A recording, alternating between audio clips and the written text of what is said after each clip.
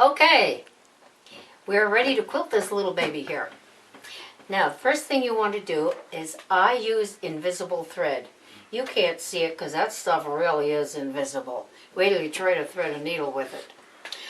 But it's wonderful because it goes over dark and it goes over light and you don't know the difference. So it's really terrific. Use it only on the front. On the back I use whatever looks good there. By the way, I had to use white backing on this because when you have this much stark white on the front, if you put any color on the back, it's apt to show through. So I was pretty much stuck with having to use white. Okay, back to the quilting. What we want to do first is get the stitch correct. And I make a little sandwich out of leftovers. And then what I do is I put it through with the invisible thread and whatever I'm going to use to quilt. You will find that you have to lower your tension a little bit. And then I also make the stitch a little bit longer too, so it looks more like a puffy sort of quilting. But get your tension right, you know. You shouldn't be able to pull the bottom thread or the back thread out loosely. It should grab just like it does with regular sewing. So, good. We're ready to run it through.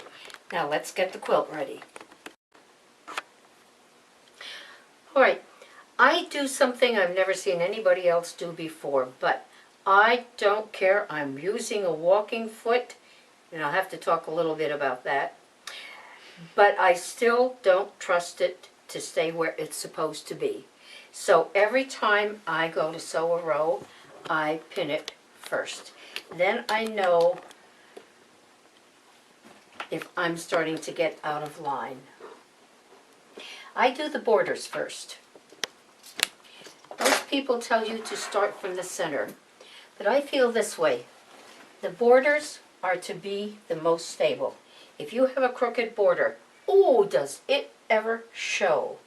So I want to make sure that those borders are there where they should be and nice and straight. And by the way, this is the point at which I trim off little threads from the backing, or that little threads that show through. All right. Okay, go take a few minutes while I pin the rest of this border, and then we'll be back and quilt it. I need to talk a little bit about sewing with layers, thicknesses.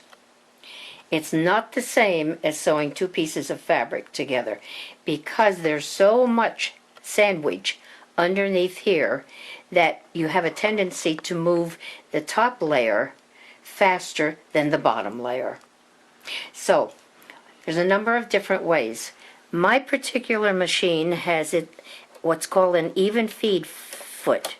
Right here is a little foot that moves at the same speed as the dog feed dog, right? Never can get that right. This is called a feed dog, and you see how it comes, right? This is called a feed dog, and see how it comes, how those little teeth come up and go back, and push that bottom layer through.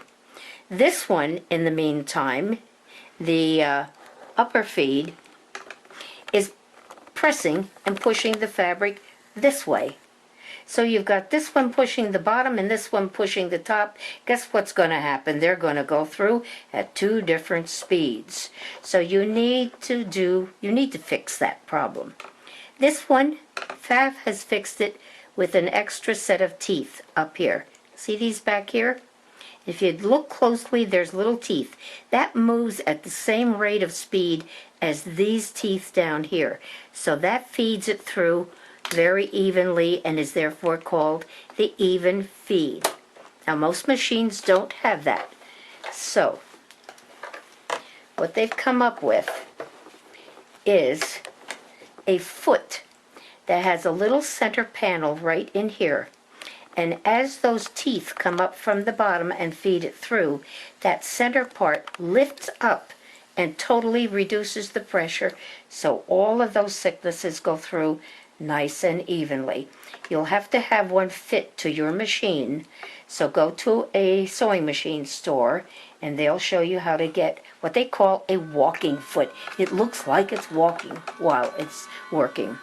Some of you, especially on the older machines, will find that there's a little knob up here or another little wheel down here that you can adjust to take the pressure off of this foot.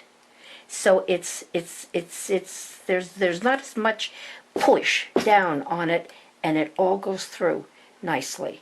So check your manual and check for little button up here or on the side. That will work nicely too. Using one of those methods, you should be able to guide thicknesses through your machine very nicely and very evenly. Okay, we're under the sewing machine now and ready to sew. I'm going to pull that bottom thread up by taking one little stitch and pulling it like this, and then just catch it and pull it out. Now we're not going to get any snags underneath. Isn't that great? Okay, I'm not going to back stitch because I've started far enough down here that when I come around, I'll just stitch over that. That will act as back stitching. Stitching in the ditch. When I get to my pin, please take it out. Try not to sew over pins if you don't have to. Okay, turn it around. Notice I'm very careful not to have any part of my quilt dragging. It's all nice and loose so it can go through easily.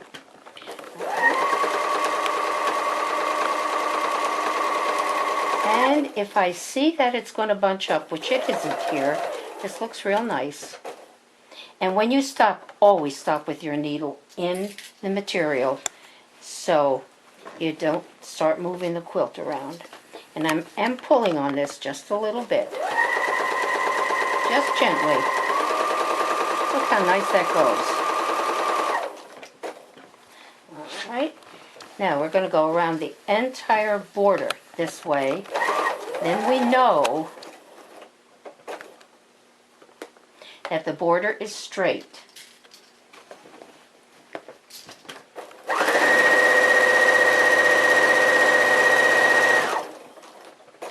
Now if I were to find it bunching up here, what I would do is just pull on it this way so that this takes up that excess fabric and it'll smooth itself right out.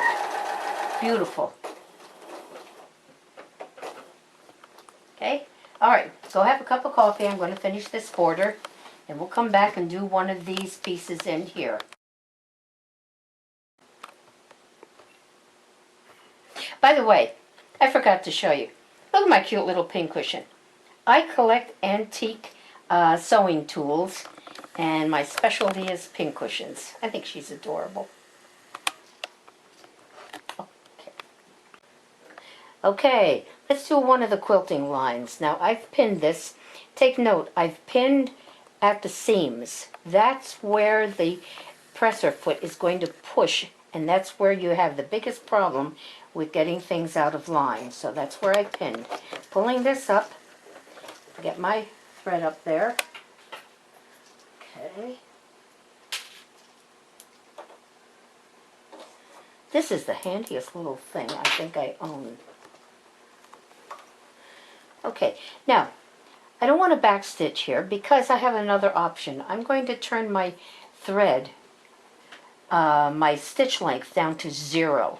And I'm just going to pile a whole pile of threads right there on top of each other. Then we're going back up to where I want it, and we're ready to sew. Keep your hands this way. So you're pulling it this way. Alright? And that way we're pulling it apart. And I get to the needle and haven't made my stitch length quite as long as I want it, so I'm going to up it one more, and then I'm ready to do the next segment.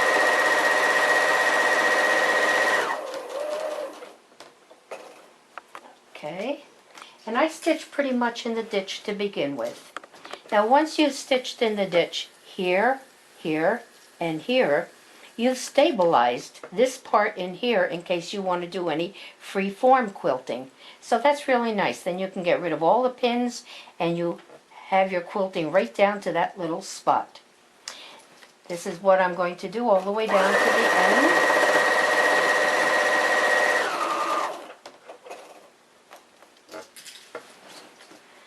When you get into a big quilt,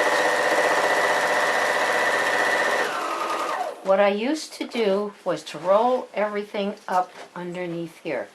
It makes a huge bunched up thing. I have found that the best thing is to just simply manhandle it under here and make sure that there's no drag here and that this area right in here is free. By the way, these tables that I've got right here are wonderful.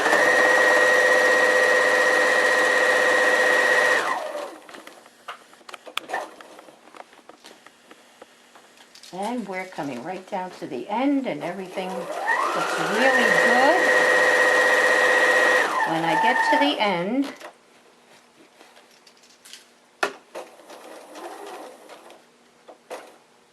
I'm going to turn that stitch length down again to 0. And people might say, well, you know, that can come out. No way. I actually tried to rip something out one time that was sewed so close, you couldn't do it. Absolutely couldn't do it. And that's what there is to quilting.